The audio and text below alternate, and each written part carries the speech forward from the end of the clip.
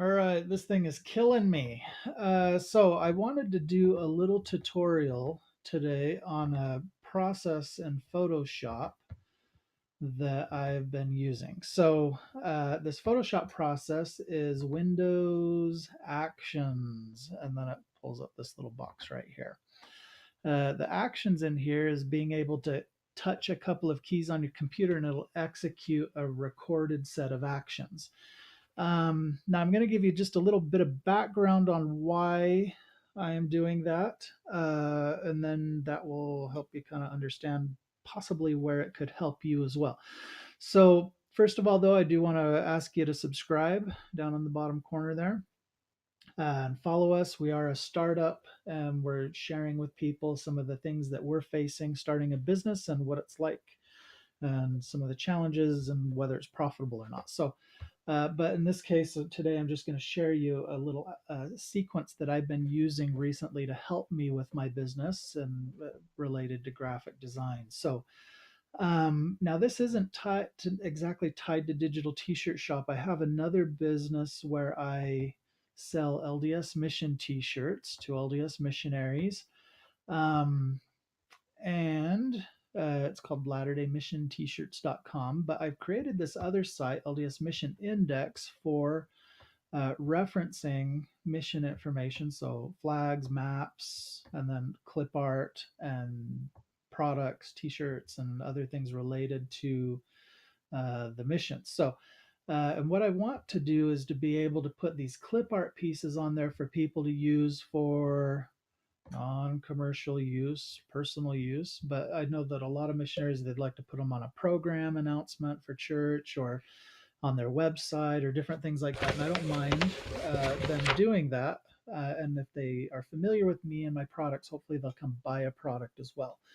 Um, so what I have here for this example right here is this Utah Provo mission, and down here below it, they can buy the image on a t-shirt. It links to my Latter-day Mission t-shirts website where they could buy it on a t-shirt, or down here they can click on buy this image on another product and it'll take them to Spreadshirt where they can buy it on both t-shirts and other products. And I've got a fixed commission set in here if they buy it off of here, then I make a certain amount. So anyhow, that's kind of what I've got going on. Now the problem is if you saw this list on the front here, there are like 600 missions, and I have clip art for the majority of them.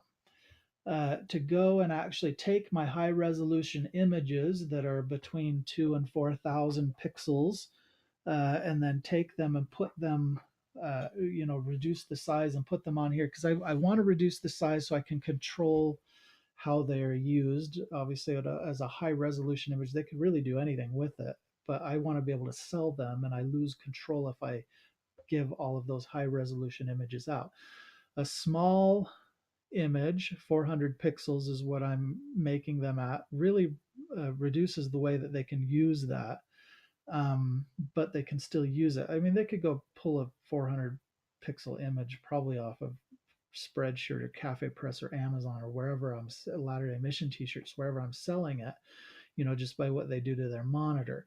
But I do want to control that in a way so that I have control over the graphics. They can use it, but they can't use it on everything. And hopefully they will come to me to buy products. In addition to that, free clip art and things like that tend to draw a lot of traffic. They're searchable and they're indexed in Google's image index. So there are a lot of ways in which it can help me. So anyway, so I'm going to go ahead and show you how to do this. So the first thing I'm going to do is in Photoshop, and then I'm going to go into, don't need that twice. I'm going to go into, right there. There we go. Okay, so I've got 10 images right here, and I'm going to upload all 10 of those into Photoshop first of all. Now, I was doing these, my computer is bogging down and slowing down when I put too many images on here. And I think I kind of the most I put on were maybe 30 or 40 at a time. It's going to depend upon your system. I mean, you could put in hundreds of them at a time if you wanted, technically. So I'm going to delete the old action that I did because the old action may be saving to a different location.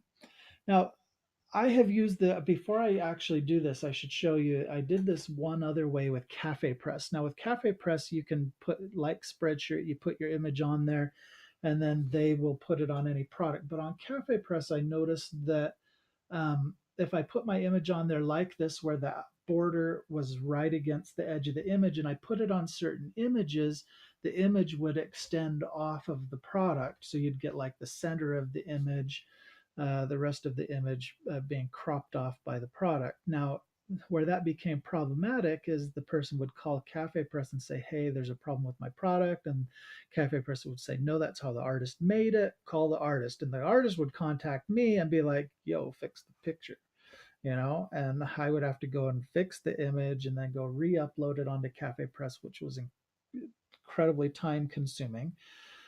So I went and changed, excuse me, I'm going to yawn. I went and changed most of my images to add a big buffer on the outside of the image, and I used the same process to do that. So I would go to image and canvas size, and this is a 4,000 pixel image. So let's say I've made it 5,500, which would add about 750 pixels to each side of the image. So I had a nice buffer around here.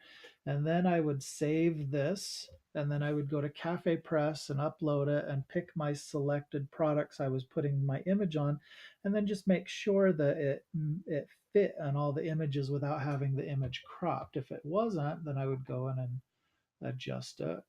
So maybe instead of 550, I made it 6,000 pixels, 600. 1,000 pixels, so I had just a slightly larger buffer. But anyhow, once I determined how it would fit perfectly, then I would go and I would use this action sequence to go and change all of the images so they all had this buffer, then go re-upload all of them, and then I wouldn't have that problem anymore. So, but we're going to do the opposite of this. Instead of adding a buffer, saving it so I can upload it onto Cafepress, we're going to shrink it, save it, and then I can upload it onto the other website. So in this case, I'm going to back out of this changes that we made here, and I probably hold Control Alt Delete instead of just Control Alt Z to go back more than one change. So, okay, so we have this. So what we're going to do is record a new sequence. So we're going to come over here to actions, and we're going to see this little paper with the little corner tilted up that says create new action. We're going to click on that. Now I've done this before. I'm going to name this mission. I've done this before, actually, the video I made just before this, and it didn't work. So I'm doing the video over again. On my computer, if I hit just F2, it changes the screen brightness. So that did not work. So I'm going to hit Control F2. So every time I hit Control and then F2, and then Control F2, Control F2, it's going to execute this sequence, and it's going to shrink the image, it's going to save the image, it's going to close the image. This is what I want it to do. I want it to just completely take care of the whole image with a keystroke. So in this case, I'm going to go ahead and hit record, and then I'm going to go ahead and go through the process, and each process I do will be recorded in this. So image size 400. Okay, so it just recorded that entire sequence right there. File, save as. Now I don't want to override the image that I have in the file. As well, I want to keep all the small images together. So I'm going to switch it to the small folder that I created. I'm also going to change the image to a JPEG instead of a PNG so that it has a white background instead of a transparent background. And then I'm going to hit save. And that's going to pull up my JPEG options. And I just have it compressed slightly.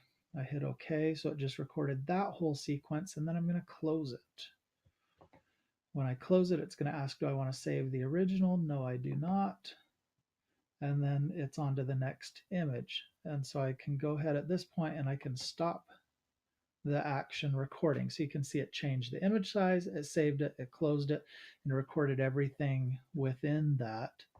So you can see in here, it actually gives you details on what it's actually doing, changing it to a JPEG, quality 9, where to save it at, closing it, saving no, the original no. So it saved all of those processes within there. So now I'm on to the next image. All I have to do is on my keyboard, hit Control F2. And when you see the image change, it actually ran through the whole sequence. Control F2, Control F2, Control F2, Control F2, Control F2. And I just applied that same action to all 10 of those. So the first one took, what, a minute or 2 minutes to do. The last one, I did them all in like 20 seconds. So it sped up that process incredibly fast. So if you have a lot of images that need to be altered or need to be changed, this action sequence is phenomenal. It is for based on what I do, where I have a high volume of graphics. It has really helped me immensely. Uh, so I just wanted to share that. I probably did 1 to 2,000 of these over the weekend as I was altering graphics to be able to put on that that LDS Mission Index website. And it is one of my favorite Photoshop actions because it has saved me so much time over time. And I wanted to share that. Hopefully, it helps you as well. Or you can find a way to use that process. I know it could be used in all sorts of ways. Probably you're limited by your inability to come up with ways that you can use it, is the only thing that's limiting you. Anyhow, so again, we are digitaltshirtshop.com. Would love to have you subscribe and follow us and see how our business grows. Thanks.